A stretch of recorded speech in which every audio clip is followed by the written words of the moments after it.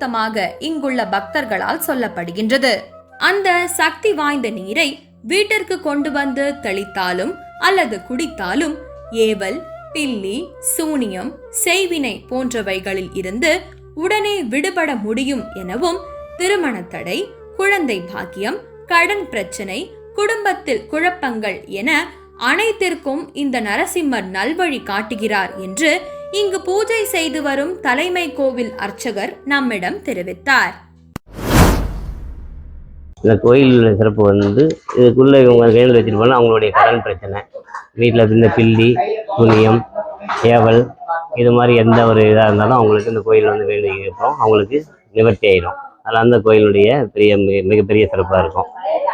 அடுத்து இந்த கோயில் பல நூற்றாண்டு காலமாக இருக்குது. இது எங்களுடைய அப்பா, அதுக்கப்புறம் அந்த தாத்தாங்க பாட்டி அவங்களுடைய நூற்றாண்டு காலத்துக்கு முன்வந்துருக்கு. அதனால் இந்த